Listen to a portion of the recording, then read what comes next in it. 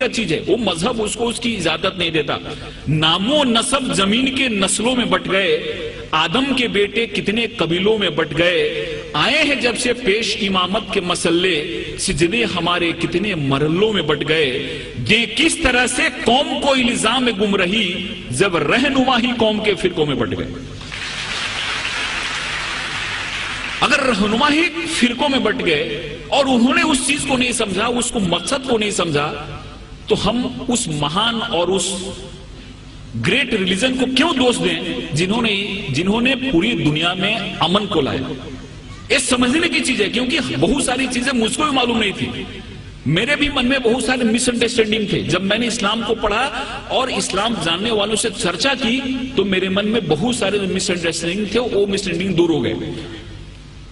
एक जगह ऐसी आयत आई है जहां पे कहा गया है कि इस दुनिया की कोई भी ऐसी जगह नहीं है जहां पे हमने अपने नबी और रसूल न भेजे।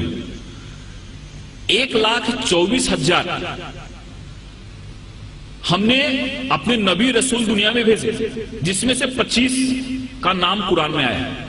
दुनिया की कोई भी ऐसी जगह नहीं है जहां पे हमने नबी रसूल न भेजो हो, और पूरी दुनिया जो है वो खुदा की बनाई हुई है। इसलिए खुदा के लिए एक शब्द यूज किया गया है। गॉड जो है, खुदा जो है, वो रबुल अल आलमीन है, और प्रोफेट मोहम्मद जो है वो रहमतुल आलमीन है। खुदा हर एक के लिए, प्रोफेट मोहम्मद का जो संदेश है वो किसी एक व्यक्ति के लिए नहीं है, एक मुल्क के लिए नहीं है, एक इंसान के लिए, पूरी दुनिया के लिए, क्योंकि हर एक welfare of the whole humanity उस चीज में आती है। इसलिए इस चीज को जब हम समझते हैं, इस चीज को हम अपने जहन में लाते हैं, तो हमको ऐसा लगता है कि इस्लाम जो है, इस्लाम का जो मेन, जिसको हम गाभा मराठी में बोलें, इसेंस बोलें, हिंदी में सार बोलें, वो है कि इंसान एक कैसे बेहतर जिंदगी जी सकता है और खुदा के कैसे करीब जा सकता है।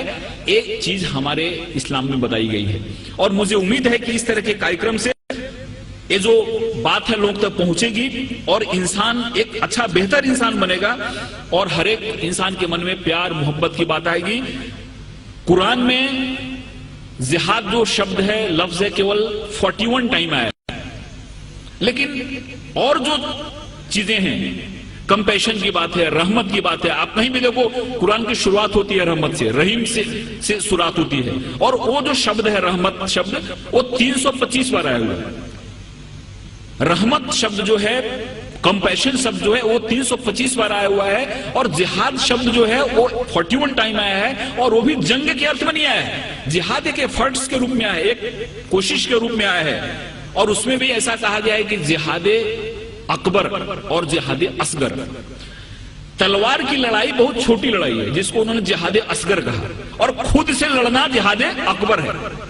सबसे बड़ी लड़ाई है खुद से लड़ना। हमारे अंदर जो विकार है, हमारे अंदर जो दोष हैं, हमारे अंदर जो खामियां हैं, इन खामियों से लड़ना सबसे बड़ी लड़ाई, जिसको जिहाद अकबर कहा। और तलवार की लड़ाई छोटी लड़ाई है, उस लड़ाई को बहुत ज्यादा तरजीह नहीं दी, वो जिहाद असगर है। इसलिए बहुत ऐसी चीजें हमारे सामने आती हैं जिस चीजों से ऐसा लगता है कि इस्लाम ने दुनिया को क्या दिया, लेकिन कुछ लोगों ने जानबूझ के इसको फैलाया, कुछ लोगों ने समझा इसको नहीं, कुछ लोगों ने समझाया नहीं। और मुझे उम्मीद है कि जिस हिसाब से इस्लामिक रिसर्च सेंटर ने इस्लाम को बड़े ही साइंटिफिक ढंग से सामने लाया है, उनकी किताबें भी जो निकली हैं, वो किताबें जब कोई आदमी पढ़ता है तो उसके मन में एक सही पिक्चर आता है। कहीं भी किसी के बारे में नफरत नहीं, कहीं भी किसी के बारे में मन में विद्वेष या दुश्मनी पैदा नहीं होती। इसलिए मैं खुदा से दुआ करता हूं कि उनका ये जो मकसद है वो कामयाब हो। हमारे हिंदुस्तान में, पूरी दुनिया में अमन फैले, कौमी एकता फैले, कौमी आहंगी फैले। और इस शब्दों के साथ मैं आपसे विदा लेता हूं कि मोहब्बत से करो आगाज तो अजनबी भी करीब आते हैं। मोहब्बत से करो आगाज तो अजनबी भी करीब आते हैं, और मोहब्बत है एक रूहानी मंजिल जहां फरिश्ते भी सर झुकाते हैं। खुदा हाफिज़।